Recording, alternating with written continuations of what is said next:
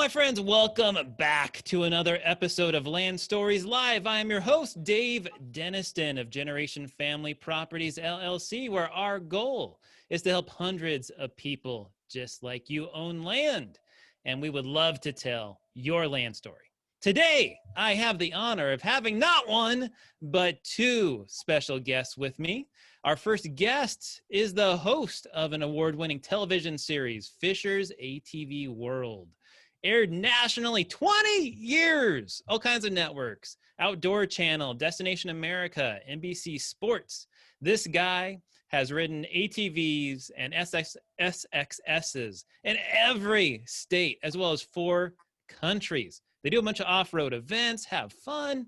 Our other guest is someone who began riding dirt bikes, ATVs, at an early age. He loves everything outdoors. His family owned and operated an ATV dealership, Fisher's ATV World, and helped everything from sales to turning wrenches. Now, these two gentlemen together perform an hourly live talk Tuesday show on YouTube and Facebook. They continue to produce power sports content when they can in this crazy COVID world we're in right now. They're entertaining, they're fun, they're engaging. Please help me welcome Brian and Tyler Fisher. What's up, guys? Hey, how you doing, Dave? Good to hear from you, buddy. I'm doing good, good. Glad to have you guys here, hanging out, talking about off-roading, doing what you're doing. Would love to hear your story first. Tell me about where'd you guys grow up and your relationship with each other. Well, first off, let me clear this up, because if you can't see us, we are not brothers. Everybody thinks that we're brothers, and it hurts a little bit. I'm not gonna lie. I mean, we do look a lot alike, but everybody puts us like 5 years apart. And we're not 5 years apart. We got a little bit more distance in between us than that. We get that all the time, all the time. Everybody's like, oh, yeah, that's your brother. Or, hey, your brother just came in and got this. He's like, big brother or little brother? Because we also I have a son that's 23 years old. He's like 6'3", and he's in the Army right now. And Tyler and I are not 6'3". Yeah, but we look like the AT&T tower whenever we stand beside each other, man. I'm fighting for a 5'6" with shoes on. So I'm not the tallest in the family, but everybody thinks we're brothers. So they'll be like, oh, the little brother. He goes, no, that's my dad. Yeah. So we run into that all the time. But we were born in York, Pennsylvania, both of us, and born in the same hospital. I lived there pretty much, up until 8, going on 9 years ago, and Tyler moved here to Tennessee about 3-4 years ago. So we were in Pennsylvania for a long time. We had an ATV dealership there, and then, as you know, as the market grows, moves into side-by-sides, we started doing a little bit of that. But then the bug to start television is kind of where it came in and ventured from there. So that's kind of what led us to the path that we're on these days. So why Tennessee? Like, why make that change? Well, originally we were looking for something different because, after living in Pennsylvania for so long, I was kind of getting tired of the snow. I was getting tired of the just cold winters. And also for us to film our TV show, we would have to drive most of the places. So it would take us 18 hours to get to Georgia, Atlanta. 24 to Texas. Yeah. So it was like we were looking for something kind of centrally located, and just on a fluke, we came to Tennessee in between 2 trips. We didn't want to have to drive back up to Pennsylvania and then come back down. So we stayed with friends of ours here for a week and just fell in love with it. And you know how, everything is kind of like, it's your destiny, I guess you would say, right? So we didn't pick this place picked us. We didn't pick the house we're living in right now. This house picked us. It's crazy how it all works, because what we're doing right now all fell into place, and it wasn't our plan. So, it's just a central location for us, and that's how we got to where we are. But now, it's even greater and bigger than what it was whenever we moved here, as far as why we're here. Well, I was telling you guys before we started recording, like, I love camping. I love hiking. ATVs is like not my thing. So you guys are going to teach me about everything we need to know about off-roading and all that kind of stuff. My wife actually is more like the daredevil out of the two of us. She's the one that loves all the motorized stuff. And, she'll go super fast and crazy. And I'm the safe one, and just kind of, hanging in the back and watching what people do. Gotcha. Well, that's okay. Somebody got to have the respect and It kind of sounds like someone's got to be there for the sounds like kids. our relationship. Someone's got to be there for the kids. You know, something happens. yeah. Someone's got to be there. Yeah. Don't do what mommy does. That's right. Yeah, he usually says, "Go ahead." I was gonna say, how'd you guys get started? You know, with this stuff. You know, was it just something you always grew up with? You know, or yeah, I mean, you know, I'm 52, so back in the day when we were growing up, you know, you maybe had that like Honda Trail 90 that you would get out and beat for a while, and then as I got older, I was like 12 or 13 years old, and I got my first YZ250 dirt bike. Almost killed myself on that because at 12 or 13, you have no business having a YZ250 at all, not at all. Not so a little bit. and then the three wheelers came out, which was an ultimate death trap. Ran myself over with those many a times. You put your foot down. Anybody that has ridden a three wheeler knows all about it. And if you know anything about the three wheelers, you know all about the woolly booger tires, and it was more of an aggressive tire for off-roading. And I'd put my foot down because a three wheeler would be trying to jump, you know, and roll over on you, and you put your foot down. Well, the tire would actually catch your foot and run you over, rip you off the three wheeler, rip you right off the three wheeler and run you over. And you know, then four wheelers came along, and then, you know, 84 Suzuki came out with the first ATV, which was you know, their slogan is first on four wheels. And then after that, you know, Kawasaki came out with an old school mule, and you know, just kind of started really falling in love with the four-wheel aspect of it. I wasn't big on the two or three wheel, but once we started getting ATVs, and then you start getting into the side-by-sides, it just, your love for it, you either love it or you kind of can do without it. You know, it's not really like you hate it, because when you're out there in nature enjoying things and you're taking everything in, like, you know, you with some of the premium properties that you have, when you can actually access that stuff on a side-by-side or an ATV and get back in there and really see what you're working with, you forget about the whole world. Everything goes away. And I think for us, Tyler and I both, that's probably the thing that we love the most, is being able to get out there and forget about the whole world. It all just goes away. I think, like, I don't know, man, ever since I was young, I mean, I can still remember being like a kid, and anything that has to do with an engine at all, like a ATV, dirt bike, anything like that. I remember watching him and his buddies race go-karts just because they had an acre, you know what I mean? No headlights, middle of the night, you can only see the glow of the tailpipe in the background. And one guy showed, he had a skid mark down his helmet because somebody ran him over. Like that's just the type of stuff that I remember. But my fondest memories from this, or from, because it's like, it always brings everybody together. Like nobody's sitting around. Like, our family is a very active family. So like, you know, he's talking about going out and being like, really appreciating like the property that you have. Well, whenever you're out there and you're riding, like, you're out there with the people that you love, you're sharing an experience, and it's kind of like, it brings everybody together. So like, for me and our family, I think that we've bonded like 100% over, you know, just straight combustion, you know what I mean? Yeah. Like it has a lot to do with our how we get along and how we interact with each other, and I think it makes a lot of families a lot tighter whenever you get to go out and share experiences like that. Like, if you wreck, you know, it puts you in a stressful situation where you actually have to care about somebody, take care of somebody. You do something cool, you want to share that experience with them. You're just out cruising around, you want to have a good time. Like, that's everything about it, I think, builds character and builds a relationship with whoever you share it with. Well, in today's world too, right? With all the screens and the technology, I know so many people that buy land from us, they just want to get their kids away from that, right? Disconnect, get out. And I know you guys lead some tours and stuff like that when you can. You know, do you find that to be the case? You know, a lot of people come to you guys too, because I just want to get away, just disconnect, get back. Absolutely. You know, like, yeah, absolutely. We have it happen every single day. We have people coming from all around the country will fly in just to do this, turn around and fly back out. And they want to reconnect with their family. They want to reconnect with the kids. And the coolest part is where we ride, there's no cell service. So the kids can put those phones away. But, you know, I think part of that has to do with maybe how you're brought up, but not, you know, not knocking any families and what they do. But for us, even when the phones came out, when we would have dinner, we would make everybody put their phones away. And the rule in our house is when you're having dinner, there's no phones.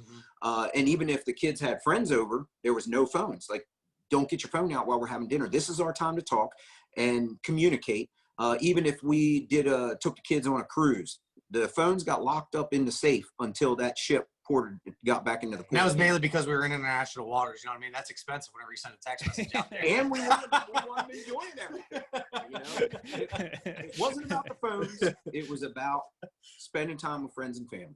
But we see it all the time. People come out here to disconnect. They come out here to get away from everything, and that's the beauty about riding. You want to tell them about, because we recently made a transition where we went from television into social media, and then this year with the whole coronavirus thing, we started off doing the tours. Yeah. So we now do off-road tours where we have people come out and we take them riding through Middle Tennessee. Yep. And they're guided tours. It's a 3-hour, a 4-hour, an 8-hour, whatever you want to do. And, you know, get them out there and enjoy the outdoors. And that's the part where you're talking about getting out and disconnecting and getting away from everything. And I was just going to say, I think it's super cool too, because like, it's something that we've done. I've been riding since before I could even walk. But it's nice that we have this, because there's a lot of people who don't get to experience ATVs, side-by-sides, dirt bikes, anything like that. And you can come out and like ride with us. And, you know, we thought like, what a better way to share an experience and all the stuff that we have with everything that's in our backyard here with all the county roads and stuff that we have around here. And you can kind of get like an experience of everything. So it's nice that we get to share everything that we know and love with people and kind of introduce them to something that they might be wanting to dabble in a little bit. You know what I mean? Totally. And I would imagine for you, your customers would be a lot of off-roaders, because when they're out there riding, whether it's Colorado, New Mexico, Oregon, or whatever it is, when you're out there riding, you enjoy it so much that then you're starting to look for land for sale. You're like, okay, how can I get a piece of this? You know, can I afford it? Is it something that's right for me? And now they start researching it a little bit, and then you make it kind of affordable and make it to where their dreams come true.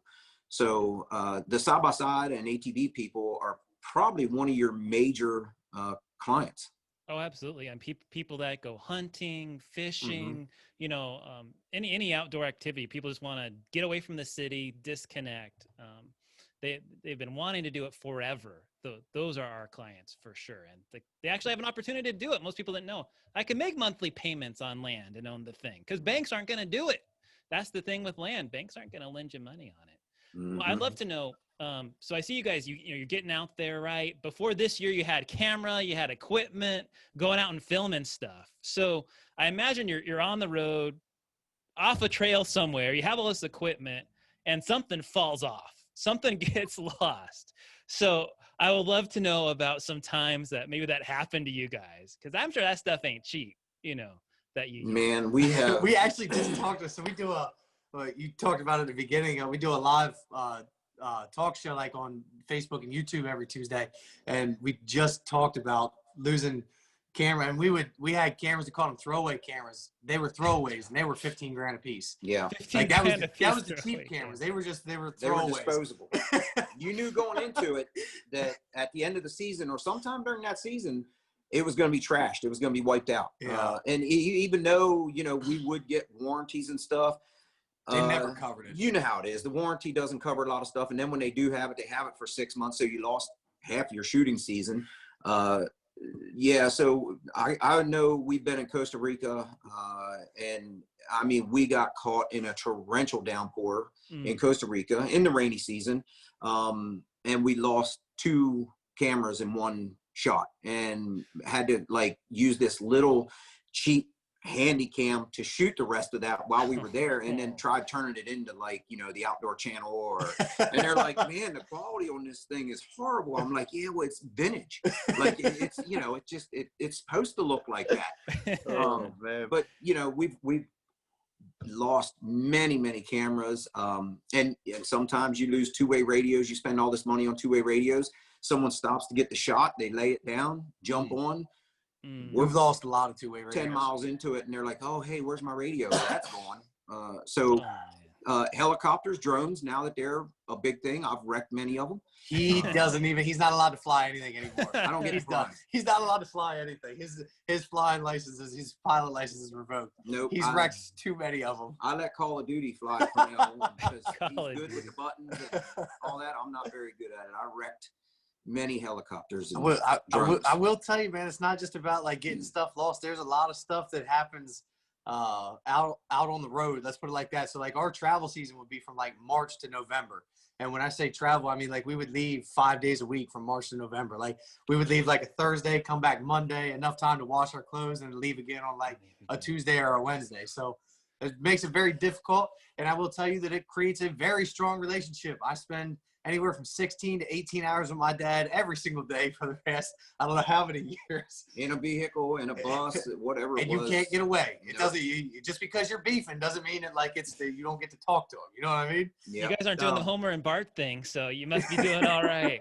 You know? Yeah, a lot of quality time. Yeah, there's definitely a lot of quality, but there's a lot of stuff that happens out on the trails and a lot of stuff that happens out on the road. And there's a lot of stories. And, I definitely think one of my favorite stories is we went out to, I think it was Wyoming, and we rented these vehicles. We were supposed to have 2 Suburbans. Well, they gave us 2 Outbacks. Well, this is whenever Subaru, I forget what year it was, but Subaru just came out with the Outback. And this is like whenever they were really pushing really hard, and they were like, oh, go Outbacking. You know what I mean? Like it was like, that was like their slogan, like go Outbacking with the Subaru Outback and stuff.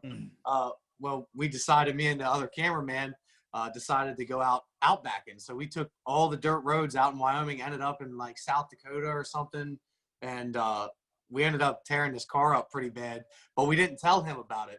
So we just turned the car back into the rental company. And whenever we got back, like 2 months later, they sent him a bill for all the stuff we messed up on this rental car. And he was like, what do you guys know about it? We were like, nothing. I don't know what you're talking about, man.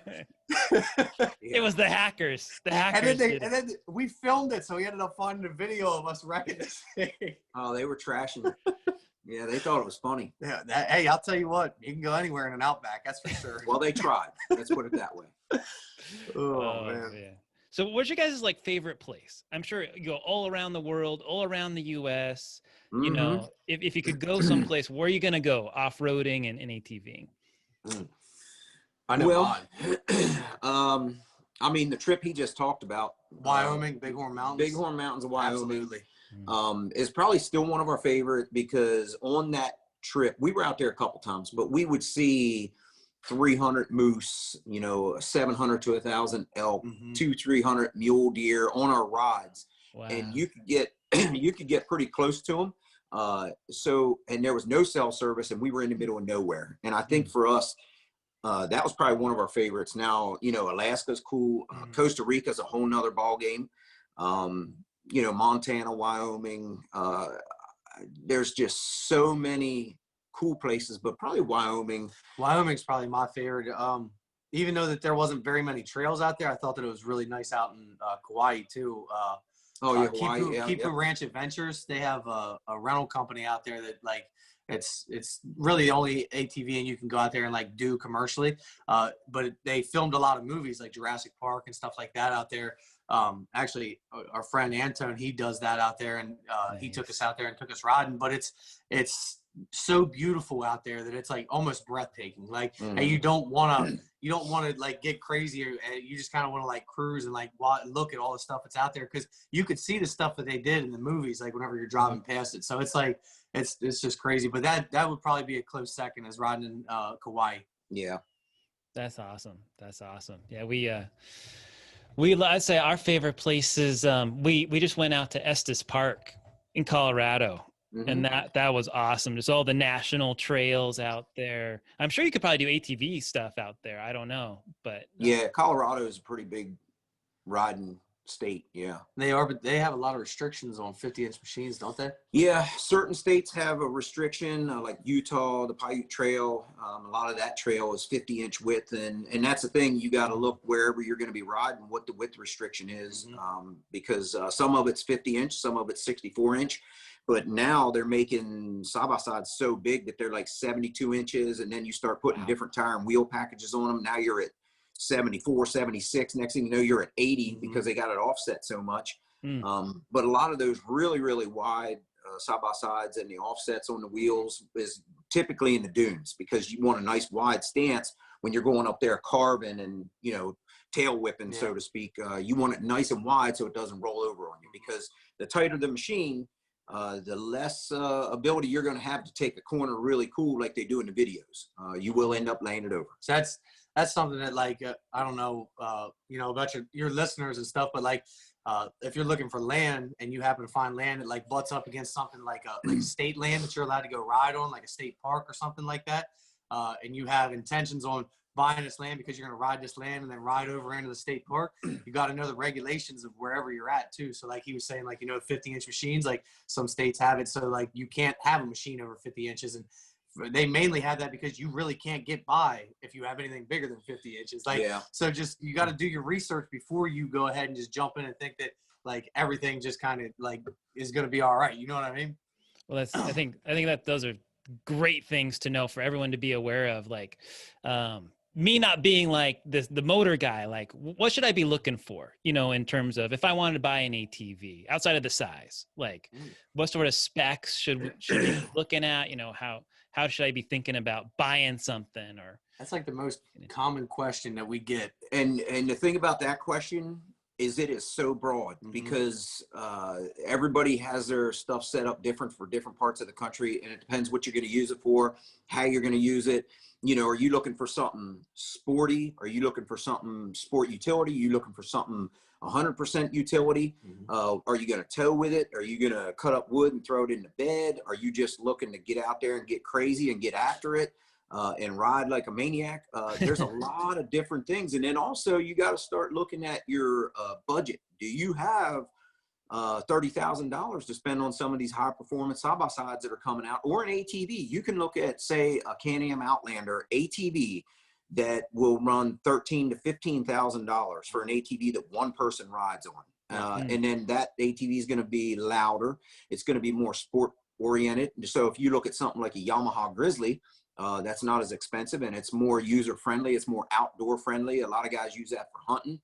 So really it boils down to what are you going to use it for? Where are you going to use it? And how much money do you want to spend? Because man, you can get till you get that side-by-side or ATV off the floor, you can easily drop another $5,000 to $8,000 to $10,000 in extras, because unless you get the advanced, package like the special edition, you may not get a winch, you may not get cool tires and wheels or bumpers. Nowadays, a lot of guys are putting stereos in them, the side-by-sides. They're putting lights and heaters and all kind of stuff in them. So, the list can really get pretty broad. So first of all, it's like anything else, is you want to find out what your target is. Because if you don't know what your target is, you're not going to hit it. That's like someone coming to you and saying, hey, listen, I want 50 acres.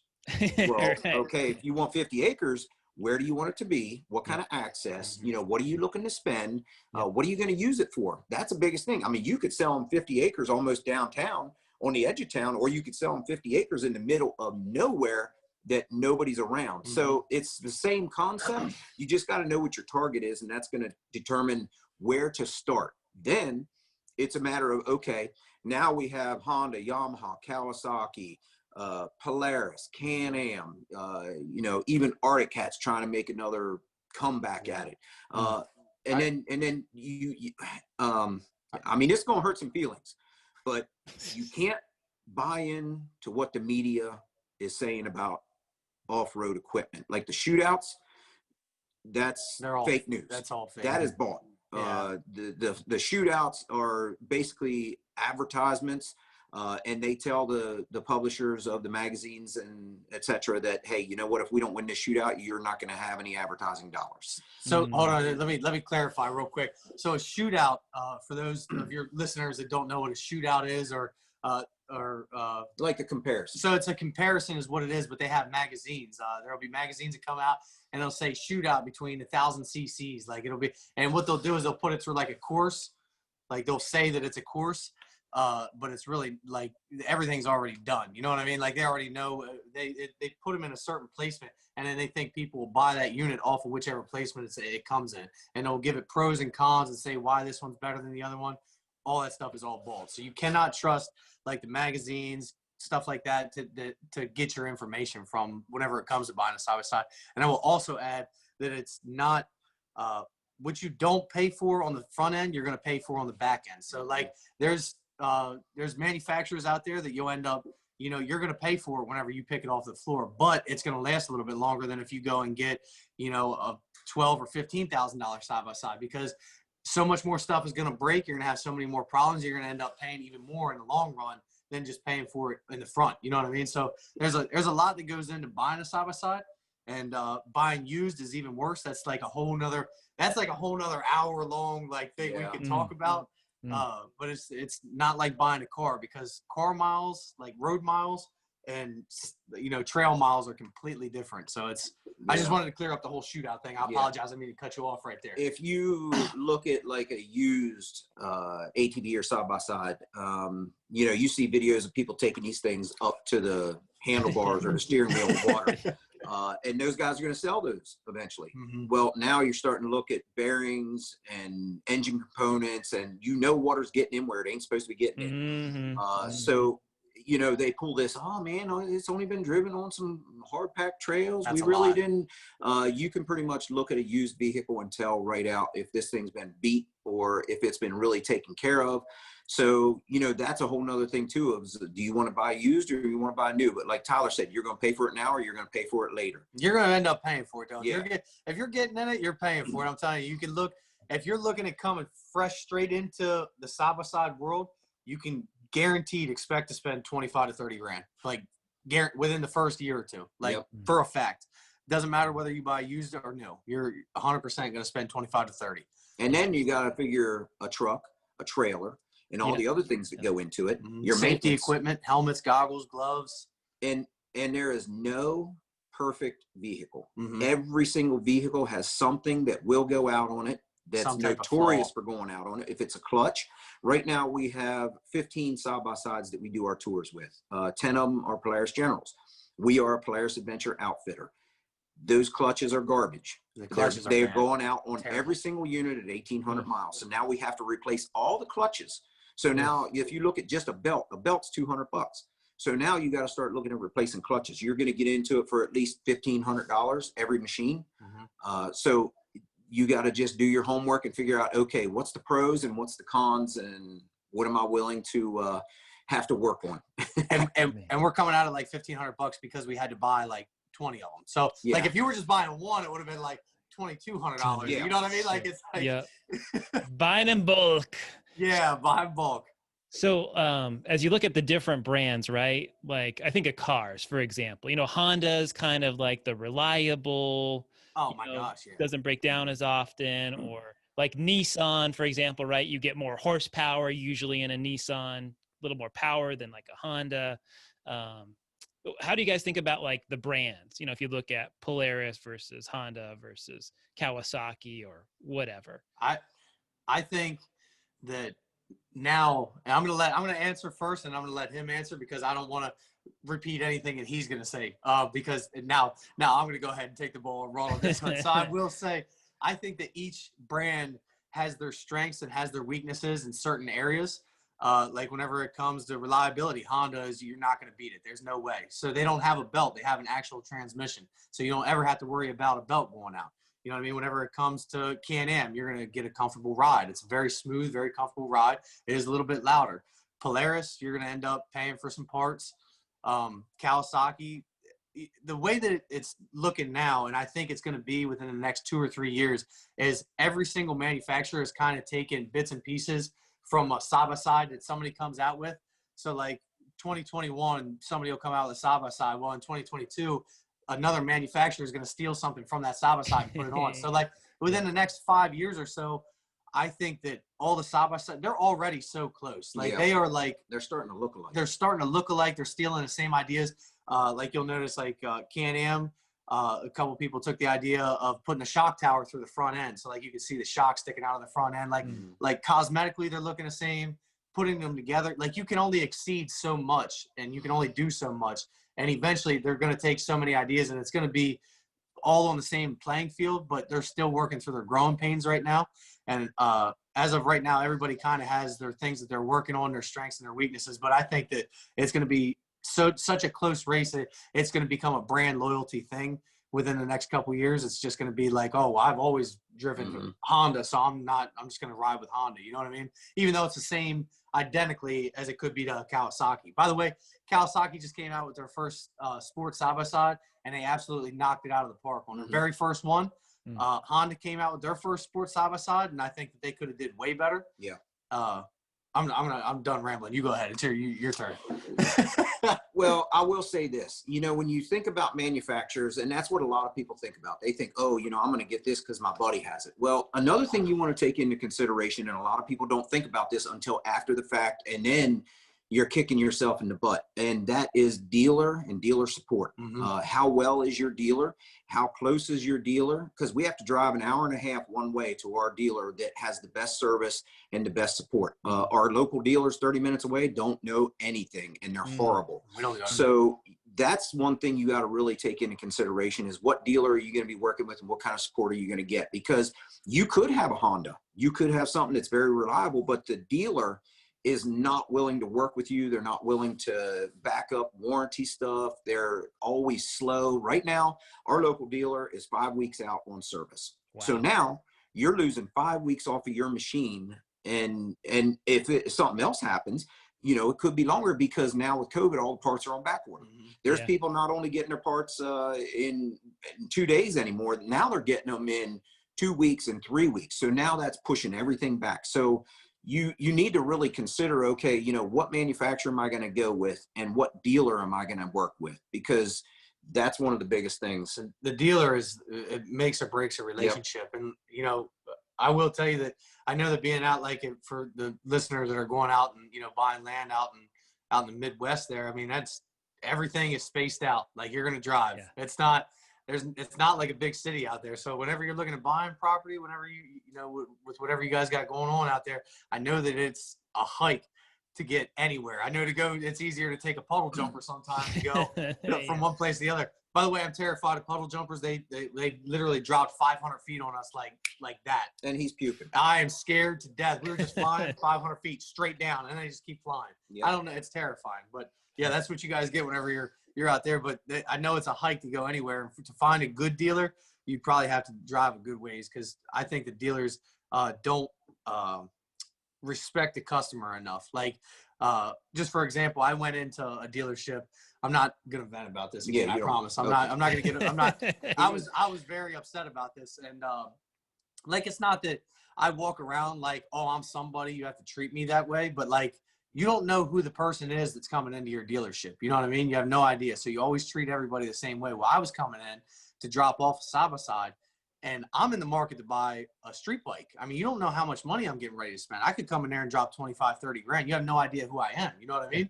Yeah. And I came in and I asked a question about a bike, and they treated me like I was wasting their time. And I said, all right, well, I'm just going to leave then. You don't have to answer none of my questions. Got in my truck and I left. I didn't say nothing about it. So I called him and completely laid it down. It was like, bro, what is wrong with these people? But yeah, it's the dealership relationship you have to have with your customer. It's your family whenever you go in there. So you have to always say that dealership relationship is something that will make or break whether you're going to get a certain unit or not. And because certain dealerships can only sell Polaris or, you'll have a Can-Am dealership. Yeah. You're not going to go somewhere and they're going to have all the brands and take care of everybody. So you got to make sure that you have a good dealership when you buy the right unit. Yeah. And I'll also add into that, maintenance is a big thing. It's not necessarily this manufacturer is better than that manufacturer, but a lot of it falls on the owner as well. Because if you don't maintain your machine, clean your air filter, grease them, change the oils, lubes, the front diff, the rear diff, if it's 4-wheel drive, if you don't do the maintenance regiment, then you're going to pay the price in the long run. You can't just get a vehicle, an ATV, a side-by-side, and run it, and then, oh, hey, it's not working. What do I do?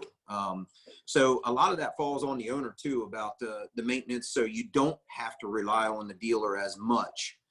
And learning how to fix stuff on your own is a premium because they don't make them like they used to. It's not just a carburetor and a brake and throttle, cable. Man, they are advanced. It's almost like a car or a truck now. Well, I'm sure the technology, right? So the computers and all the stuff running stuff, even an ATV and side by side, I'm sure, right? I mean, it's all another level, all that electronics make it more expensive and better in a lot of ways. So I'd love to know from you guys, as you go out there, out into the wild, in the middle of nowhere, what are you bringing with you, to help you? What kind of GPS device, what kind of things are you using to keep you on track? We do have like Garmin Rhino GPSs where we'll track our route. I also use a couple apps that are on your phone. And also it's maybe crazy and fun and funny in one way. I use the HuntWise app, which is basically for hunting, but you know what the property borders are, the boundaries, you know who owns it, you know how to get in touch with them. You can see if it's for sale or not. You know, I'm sure you are familiar with that app. But that actually helps us too, because I've used that already with no service. I'm back in the middle of nowhere. The other day I had no phone service and I used it to find out a property border. So stuff like that, apps that are out there are easily accessible. A lot of people use them. As far as gear, man, I struggle with this. This is one of those things that a lot of people ask this question, and I'm the kind of guy that likes to take everything because I love to be prepared. I don't like to get out there and have something happen and be like, well, this was my fault because I didn't bring zip ties. Now, first of all, what man doesn't bring zip ties? Zip ties and duct tape. You can fix anything. I'm telling you. Zip ties, duct tape, and now they got that new T-Rex tape that you could literally lift a bulldozer with. It's crazy. So, you know, and then also bring like a tool kit, an air compressor, a spare belt, a tire repair kit, a winch, worn accessory kit. We use those all the time. We also make sure that we have plenty of food, plenty of water. We take spare clothing, rain jackets, because especially out west, you layer yourselves because the weather's going to change every 5 minutes. You might be riding at one time, man, it's nice, it's awesome, 85 degrees, you're in a t-shirt. Next thing you know, it's 40 and snowing. And if you're not prepared for that, you know, you're going to pay the price. So for me, taking along everything that we need is a struggle because I love to take everything. Take a toe strap because you never know when you might need that. Whenever it comes to tools, I always make sure we pack just about everything, and I always like he said, we'll take a and the nice part is whenever we go out, so it's usually me, him, and one or two other people, but for the most part we all run the same unit. So we were running stuff that takes the same parts. So like we would take along tie rods, spare tire. So it's all the same bolt pattern on the tire. So that way if we needed to change out a wheel and tire, we could. It's the same tie rod, same axle, same everything. So like we only really needed enough to fix one. You know what I mean? Like if we absolutely had to. So that was one of the nice parts about running the same unit. And another thing that I like to do is I like to run the same size tire all the way around the machine. And that way I have one spare tire. And then also when you're running your machine, when the back tires start to wear down, you can rotate your tires like a vehicle, like your truck or car. If you have bigger tires in the back, smaller tires in the front, you can't do that. So basically you're going to wear down your back tires, or you're going to have a spare. And if you take along a rear spare and you blow a front and it's a lot smaller, then you're not going to do you any good. I mean, you might be able to get out, but it's not going to be good on the tire, not going to be good on the machine. So you think about all those things, almost like preventative damage control. You think about that before you get into it. So I will add this in here real quick. On every tour that we go out, we have a guide unit. There's a lead vehicle that takes out the tours whenever we're leaving. And in the guide unit, in both of the guide units, there's a chainsaw, gas, oil for the bar and chain oil for the chainsaws. We have loppers, like in case we have anything down. There's a waterproof toolkit in there, which has metric and American sizes in it. We take a T-set, a belt, no tie rods or anything like that because we don't ever get into anything. First aid kit. We take a first aid kit in all the units. Jackets, rain gear, and then we have a bag that's dedicated to nothing but like recovery. So like it's a 50-foot synthetic rope extension for the winch, a tow strap, shackles, snatch blocks. Like we have a whole kit that's dedicated just for recovery. We've only ever had to use it twice so far. But if we didn't have it, we wouldn't have been able to recover the vehicle. So there's just that's what goes out in the guide unit every single day that it goes. Every day that it leaves the property, that's what goes out there. Is there room for a person to sit in after all that stuff gets loaded in? Well, we pack it nice and neat. We know where everything is, and then some stuff you'll shrink wrap, vacuum seal. So that way when you get out there, I know some guys vacuum seal spare clothes, and they're like this thin, you know. So when you need them, you have them. And then also if you have something you don't want getting dusty, you vacuum seal it, and then when you need it, you just pop it open and you got it. So There's, That's good. it sounds like a lot, but we have everything so It's definitely contained. it's very compact, but every piece that goes into that guide unit that goes out is from 20 years of experience and what we think we need whenever we fix something. So, I mean, even something as simple as having white lithium grease out there, WD-40, the white lithium grease. I don't know, it's amazing. It solves any squeak that you have on anything, and it repels dust too. So if you're interested in that stuff, it took us a while to find a remedy for that, but that stuff is amazing. And I will tell you this, I'm going to throw this out there because this is an extremely valuable point, and I see a lot of people doing this wrong. A lot of guys like to take spare gas with them. Okay, you can't put a gas can in the bed of a side-by-side and ride around with that thing and expect it not to splash gas. And all the beds are over the engines. Okay, you're over the exhaust. That gas hits that. That's why a lot of side-by-side fires happen. Now, I know Polaris had a thing with the Razor turbos. They had an oil line malfunction. They had a few other things, and it was causing these vehicles to catch on fire. But I'm going to tell you, I see a lot of people cruising around with a gas can just bungee strapped in the back of their side-by-side, and they might have a rag sticking in the pour spout. That is one of the most dangerous things you can do. Now, there's other options out there, like Rotopax has a gas pack that you can securely fasten to the side of the roll cage or the top, and they're designed not to like let gas out. You fill them up so far, and they can expand and contract, and they can breathe. The gas can that doesn't have that feature is going to expand, contract, and you're going to be riding and it's going to start spilling. And I'm going to tell you something. I've seen more people die by having gas in the bed of their side-by-side than anything else. Wow. That's good. Thank you. Thank you. Yeah. Well, guys, as we wrap up for the day, do you have any final thoughts in terms of just thinking about off-roading, having fun out there, you know, people looking at land? Any final thoughts you want to leave with us? I think one of the coolest things to me is to have a dream and have a goal and have a plan of what you want. Like if somebody wants land, you figure it out what it is you want. Like I had a goal and I had a dream. And the funny thing is I wrote this down years ago. And if you look at it now today, my wife and I actually found the goal sheet. And it was so scary because everything I wrote down on that sheet we have. Now, awesome. I'm just saying that when you put it down on paper and you know what you want, it will come. It is amazing because I wrote down probably 20 years ago on a piece of paper what I wanted. I wanted 50 acres. I wanted to have a pond on it. I wanted to have a half-mile driveway. I wanted a 5,000 square foot house. You know, I wanted side-by-sides. I wanted ATVs. I wanted cool trucks. I wanted all this stuff. All these were my goals and dreams 20 years ago. My wife, Melissa, and I found one of our goal sheets about 5 months ago. And we pulled that thing out and we looked at it. We currently own a house on 50 acres. Our house is 5,000 square feet. Our driveway is a half mile exactly. We have a pond on our property. We have probably 25 side-by-sides. We have badass trucks. Everything that we put on paper, our vision, is what we have. Now, you can call that a fluke, but I'm going to tell you something. You don't even get that good odds in Vegas. I mean, this is something that you envision and something that you dream of.